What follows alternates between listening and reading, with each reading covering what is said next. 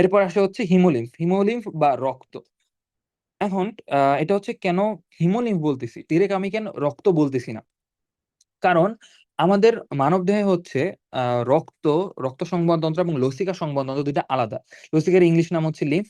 তো সেখান থেকে দুইটা কিন্তু আলাদা রক্ত, দুইটা আলাদা সংবহনতন্ত্র, দুইটা কখনো একসাথে মিক্সড হয় না। মিক্সড হচ্ছে পেরিফেরি লেভেলে, যখন হচ্ছে সেটা কোনো একটা আহ একটা ইন্টারস্টিশিয়াল স্পেসে সে মুক্ত হচ্ছে তখন, এছাড়া কখনো কিন্তু একসাথে হয় না। তো এখন এখন যদি যেহেতু হচ্ছে এটা অনুন্নত, আমরা ঘাসফড়িং ক্ষেত্রে আলাপ করছি, সেটা হচ্ছে অনুন্নত। তো সেই ক্ষেত্রে আমি স্বাভাবিকভাবেই দেখবো যে এত মানে ডিভাইডেড, এত কমপ্লেক্স কোন সিস্টেম আমি কিন্তু এত সহজে পাবো না। তো এই ক্ষেত্রেই হচ্ছে আমাদের এখানের যে তাদের যে রক্ত এবং লসিকা, এই দুটো কিন্তু একসাথে হয়ে গেছে। তো এখন আমরা যে সংজ্ঞাটা দেখি এখানে কি লিখছে। ঘাসফড়িং এর রক্ত, কাশফুমের রক্ত হিমোসিল নামক দেহগহ্বরে লসিকার সাথে, তাই রক্ত কার সাথে মিশে? লসিকার সাথে মিশে, এই জন্য এটাকে বলা হচ্ছে হিমোলিম্ফ। তাহলে রক্তের সাথে মিশে থাকে কি? লসিকা। তাহলে রক্তের সাথে কি মিশে? লসিকা। এই কারণে হচ্ছে এটাকে আমরা হিমোলিম্ফ বলি। হিমো শব্দটা আসলে হচ্ছে ওই যে হিম থেকে। হিম তো হচ্ছে যে আমরা রক্তের মধ্যে মেনলি কি থাকে, হিমোগ্লোবিন থাকে, সেই হিম থেকে আসছে, আর হচ্ছে যেখানে লিম্ফ। আচ্ছা, তাহলে এখানে ঘাসফড়িং এর হিমোলিম্ফ বর্জ্য বর্ণহীন, কারণ এতে কোনো হিমোগ্লোবিন বা অন্য কোনো ধরনের সংযোগ থাকে না। এর পিএইচ কত? পিএইচ হচ্ছে 6 থেকে 7। এটা সামান্য আম্লিক। এর আপেক্ষিক গুরুত্ব 1.101 থেকে 1.06, 1.06। আর এরপর হচ্ছে হিমোলিম্ফ দুটি উপাদানে গঠিত হয়। কি কি? হিমোলিম্ফ বা হিমোলিম্ফ রস বা প্লাজমা এবং হিমোসাইট। এখন আহ মানবদেহের মানবদেহের যে মানুষদের যে রক্ত আছে, সেটাতে আমরা এসএসসি তে পড়ে আসছি এটলিস্ট, যে হচ্ছে এখানে আরবিসি থাকে, ডাব্লিউবিসি থাকে, আর হচ্ছে গিয়ে প্লেটলেট থাকে। তো এরকমই যে এই হিমোলিম্ফ মানে, দেখো এতদিন আমরা মানবদেহের ক্ষেত্রে কি বলছি, যে রক্তের মধ্যে কি থাকে? রক্ত রস এবং রক্ত কণিকা। এখন এখানে আমরা ডিরেক্টলি বলতেছি যে হিমোলিম্ফের মধ্যে হিমোলিম্ফ থাকে আর হচ্ছে হিমোসাইট থাকে। তো এটাকে আমরা মানবদেহের সাথে করেসপন্ড করার জন্যই আমরা আরেকটা, এটাকে আমরা প্লাজমা বলছি। জাস্ট দ্যাট ডাজন্ট মিন যে এটাই হচ্ছে একদম পুরো প্লাজমার মতো। জাস্ট করেসপন্ড করার জন্য, যাতে আমরা হচ্ছে মানবদের সাথে মিলায় পড়তে পারি, যেহেতু আমরা মেইনলি পড়ালেখা মানব দেহকে নিয়ে, তার সাথে মিলায় পড়তে পারি, এই কারণে হচ্ছে আমরা জাস্ট এটার নাম প্লাজমা দিছি। আচ্ছা, এখন হিমোলিম্ফ রস বা প্লাজমা। প্লাজমা শতকরা কত ভাগ? 70 ভাগই পানি। এটা একটা ইম্পর্টেন্ট ইনফরমেশন যে শতকরা শতকরা 70 ভাগই কেমন হয়? পানি হয়। আর এখানে সব ধরনের জৈব অজৈব এগুলা নর্মাল জিনিস। কিন্তু এখান থেকে আমাদের একটা ইম্পর্টেন্ট ইনফরমেশন লাগবে, যে ট্রাই হ্যালোজ রূপী সরল শর্করা। ট্রাই হ্যালোজ মানে হচ্ছে না, ট্রে ট্রে হালোজ রূপী মানে দুই অণু গ্লুকোজ। ট্রাই হ্যালোজ না, সরি, ট্রে হ্যালোজ। ট্রে হ্যালোজ রূপী সরল শর্করা। ট্রে হ্যালোজ মানে কি? ট্রে হ্যালোজ মানে হচ্ছে দুই অণু গ্লুকোজ। মানে একটা একটা গ্লুকোজ কিন্তু নিজে হচ্ছে হেক্সোস। তার মানে এটা 12, অ্যাকচুয়ালি কার্বন সংখ্যাটা হচ্ছে 12 হচ্ছে। এরপরে হচ্ছে এখানে লবণ থাকে হচ্ছে টোটাল 3 ধরনের: সোডিয়াম, পটাশিয়াম, আর হচ্ছে ক্যালসিয়াম। এরপরে জৈব অম্ল মানে এটা নর্মালি যা যা থাকে এগুলো হচ্ছে খুব একটা ইম্পর্টেন্ট না। তারপর কারো যদি ইচ্ছা হয় তো পড়তে পারো, সমস্যা নেই। এরপর আচ্ছা, এখানে এগুলো হতেছে, এখান থেকে আমাদের হচ্ছে অনুধাবনমূলক কোশ্চেন দিতে পারে, যে ঘাসফড়িং এর হিমোলিম্ফ রস আর স্তন্যপায়ী রক্তরস এক নয় কেন? এটা হচ্ছে একটা বলতে পারে যে কেন এক নয়। কারণ হচ্ছে হিমোলিম্ফ রসে থাকে হচ্ছে অপেক্ষাকৃত বেশি পরিমাণ নাইট্রোজেন উপাদান, মানে অ্যামিনো তো হচ্ছে মেনলি নাইট্রোজেন বেস সাথে থাকে, এই কারণে হচ্ছে নাইট্রোজেন বলা হয়। আর হচ্ছে নিম্ন সোডিয়াম পটাশিয়াম অনুপাত, বেশি ইউরিক অ্যাসিড, আর হচ্ছে প্রধান শর্করা রূপে ট্রেহেলোজ। তাহলে প্রধান শর্করা রূপে কি থাকে? ট্রেহেলোজ। আর আমাদের দেহে প্রধান শর্করা রূপে কি থাকে? গ্লুকোজ। তো এখানে যদি মানব দেহের কথা বলি, স্তন্যপায়িত হইলো। আচ্ছা, মানব দেহে প্রধান যদি বলি, মানব দেহে সেটা লিখি এখানে। মানব দেহে হচ্ছে গ্লুকোজ। এটা হচ্ছে জাস্ট ক্রস কোশ্চেনের জন্য, যাতে হচ্ছে তুমি একটা জিনিসের সাথে আরেকটা জিনিস রিলেট করতে পারো, এই কারণে হচ্ছে আমি এভাবে একটু আরেকটা চ্যাপ্টারের সাথে ম্যাচ করে পড়াচ্ছি। আচ্ছা, প্রধান লিপিড রূপে কি থাকে? প্রধান লিপিড রূপে লিপোপ্রোটিন, যৌগ নির্মাণকারী ডাইগ্লিসারাইড থাকে। তাহলে ডাইগ্লিসারাইড পাচ্ছি এখানে, তাহলে আমি টোটাল 5টা জিনিস পাচ্ছি, যে কারণে হচ্ছে রক্তরস আর হচ্ছে হিমোলিম্ফ রস এক নয়। কারণ কি? এখানে হচ্ছে অপেক্ষাকৃত বেশি পরিমাণ অ্যামিনো নাইট্রোজেন উপাদান, নিম্ন সোডিয়াম পটাশিয়াম অনুপাত, বেশি ইউরিক অ্যাসিড, আর হচ্ছে প্রধান শর্করা হবে ট্রেহেলোজ, আর হচ্ছে গিয়ে ডাইগ্লিসারাইড পাচ্ছি। আচ্ছা, এখন হিমোসাইট। হিমোসাইট কয় ধরনের? আমাদের মানবদেহে ছিল হচ্ছে টোটাল 3 ধরনের: আরবিসি, ডাব্লিউবিসি, আর হচ্ছে প্লেটলেট। আচ্ছা, পুরোটা লিখলাম না, কিন্তু এখানে হচ্ছে ওরকম একদম স্পেসিফিক্যালি 3টা ভাগে ভাগ করা যায় না, এটা হচ্ছে নর্মালি আমরা ভাগ করছি। আচ্ছা, হিমোসাইটের যে সংখ্যা সেটাও কিন্তু লাগবে। নর্মালি ভাগ করছি কি, প্রাক হিমোসাইট, তারপর হচ্ছে পরিবর্তনীয় হিমোসাইট, আর হচ্ছে বড় হিমোসাইট। মানে ধরো হচ্ছে এটাকে যদি আমি মেইন হিমোসাইট ধরি, এটার আগে যেটা, একদম ঠিক ইমিডিয়েট আগে যেটা, সেটাকে আমি বলতেছি হচ্ছে প্রি প্রো। আর শেষে যেটা একদম মানে হিমোসাইটের থেকে বড় হয়ে গেছে, সেটাকে আমরা বলতেছি হচ্ছে লার্জ। এই তো। এখন সে নিজে যে অবস্থায় আছে সেটাকে আবার আমরা আলাদা নামকরণ করছি পরিচিতির জন্য, সেটা হচ্ছে পরিবর্তনীয় বা ট্রানজিশনাল হিমোসাইট। আচ্ছা, তাহলে প্রাক হিমোসাইট কত থাকে? মোট হিমোসাইটের 23 ভাগ। আর আহ, পরিবর্তনীয় কত? 68%। আর বড় হিমোসাইট কত? 9%। আচ্ছা, হিমোসাইট গুলো প্রাথমিকভাবে দেহ গহ্বরে বিভিন্ন কঠিন পদার্থ ফেগোসাইটোসিস প্রক্রিয়া গ্রহণ করে দেহ থেকে মুক্ত করে। আছে, এগুলো লাগবে না। রক্তের কাজ লাগবে। এখন এটা কি করে?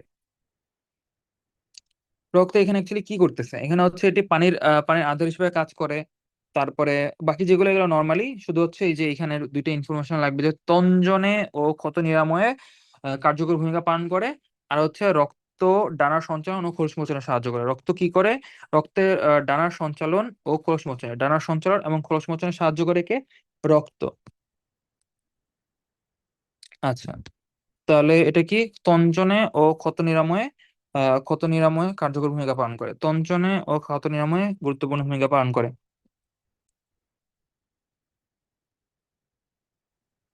আচ্ছা, এরপর হচ্ছে হৃদযন্ত্র। আচ্ছা, এখন হৃদযন্ত্র নিয়ে যদি বলতে চাই, হৃদযন্ত্র এখন আমরা যদি ফার্স্টে দেখি, হৃদযন্ত্র এখানে টোটাল প্রথমে লিখছে হচ্ছে কি, 7 প্রকোষ্ঠ বিশিষ্ট। এই জিনিসটা শুনলে মনে হচ্ছে না যে, কিরে, মানুষ হচ্ছে সবচেয়ে উন্নত প্রাণী, মানুষের মাত্র হচ্ছে 4 প্রকোষ্ঠ বিশিষ্ট, এখানে ঘাসফড়িং এর কেন 7 প্রকোষ্ঠ বিশিষ্ট? এই জিনিসটা কেমন না শুনতে, যে আমরা যদি উন্নত বলি নিজেদেরকে, কিন্তু এখানে ঘাসফড়িং এর 7টা, কেন এরকম কেন? আমরা তো নর্মালি হচ্ছে নাম নিউমেরিক্যালি ভাবি, যে নিউমেরিক্যালি যেটা হচ্ছে বড় সেটাই হচ্ছে মনে হয় সবচেয়ে বেশি ইম্পর্টেন্ট, সেটাই বেশি উন্নত। তো অ্যাকচুয়ালি তেমন না। এটা ওই সময় আমরা ভিতরে এই জিনিসটা সম্বন্ধে জানতে পারবো, তখন বুঝবো যে না, অ্যাকচুয়ালি মানুষেরটাই হচ্ছে সবচেয়ে বেস্ট। আল্লাহ তাআলা আমাদেরকে এই কারণে এইভাবেই তৈরি করছে, আশরাফুল মাখলুকাত হিসেবে। আচ্ছা, এখানে এটা কোত্থেকে থাকে? মধ্যপৃষ্ঠ বরাবর, মধ্যপৃষ্ঠ রেখা বরাবর পেরিকার্ডিয়াল সাইনাসে মস্তক থেকে পায়ে পর্যন্ত বিস্তৃত থাকে। কোথায়? মস্তক থেকে পায়ে, একদম হচ্ছে ফার্স্ট টু লাস্ট বলতে গেলে, A to Z। আচ্ছা, কেমন হয় প্রকোষ্ঠগুলো? কেমন আকার? ফাইন আকৃতির। আচ্ছা, তারপরে কিভাবে এটা থাকে? এখন এখানে আমরা যদি এই ছবিটা দেখি, এখানের যে ছবিটা দেওয়া হয়েছে, এই ছবিটার মধ্যে এখানের বর্ণনা পুরোটা আছে বলতে গেলে। যে এখানে যে এই প্রকোষ্ঠগুলা না একটা আরেকটার সাথে সম্পূর্ণভাবে লাগানো না। এখানে মাঝে এই জায়গাগুলোতে হচ্ছে ছিদ্র থাকে। তো ছিদ্রগুলাতে কি হয়? প্রথমে তো হচ্ছে এখানে হচ্ছে একটা দেওয়া আছে কি, হ্যাঁ, এই যে এই ছকটা, যে এই ছকটা ধরে যদি আমরা ধরে হচ্ছে মাথা থেকে শুরু হচ্ছে, মস্তক থেকে ধরলাম শুরু হচ্ছে, এটা যেহেতু একটা সাইকেল, তো আমি ধরলাম হচ্ছে মস্তক থেকে শুরু হচ্ছে। মস্তক থেকে রক্ত হচ্ছে পেরিনিউরাল সাইনাসে যায়, তারপরে পেরিভিসেরাল সাইনাসে যায়, এরপর হচ্ছে পেরিকার্ডিয়াল সাইনাসে যায়।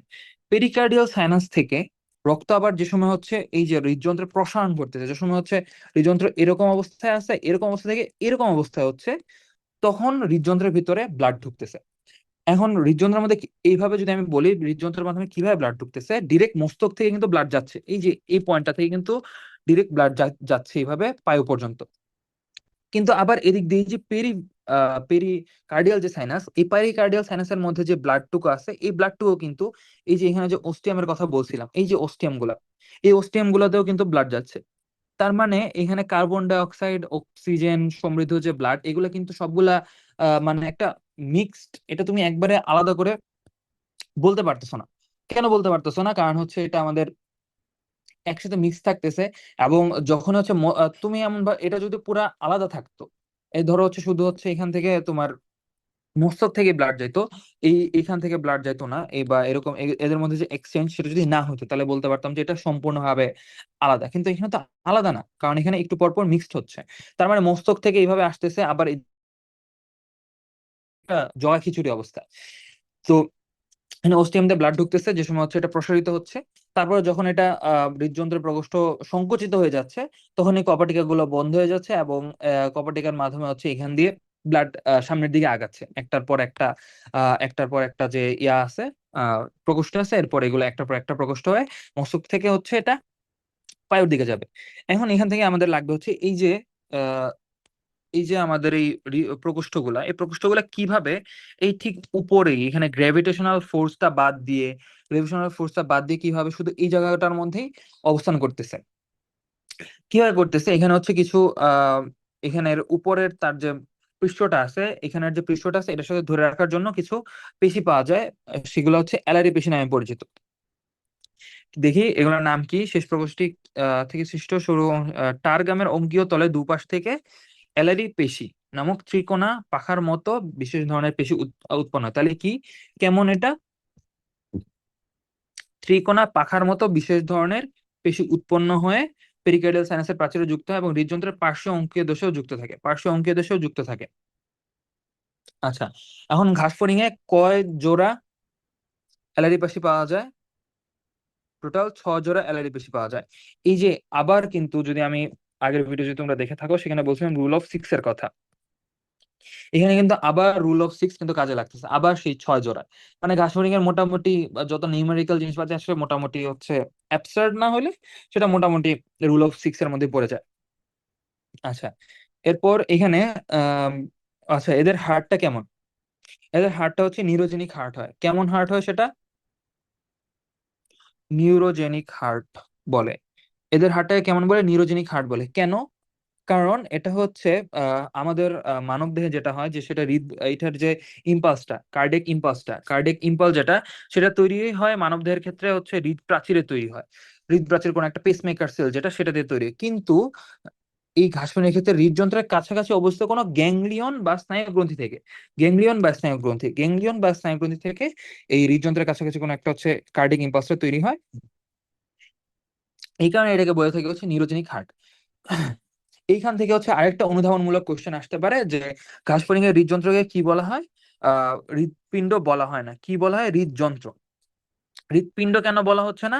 কারণ হৃদযন্ত্রের গঠন অনুযায়ী সেটা হচ্ছে হৃদযন্ত্রের গঠন রক্তনালীর মতো, পিণ্ডাকার নয়। এমনিতে মানবদের ক্ষেত্রে যেই আমরা আমরা যে ইয়াটা দেখতে পাই, যে এরকম ত্রিকোণাকার যে অঙ্গটা, সেটা কিন্তু অ্যাকচুয়ালি অনেকগুলা রক্তনালী একসাথে পেঁচায় হচ্ছে একটা পিণ্ডাকার আকৃতি গঠন করে। এই কারণে এটাকে আমরা হচ্ছে হৃৎপিণ্ড বলে থাকি।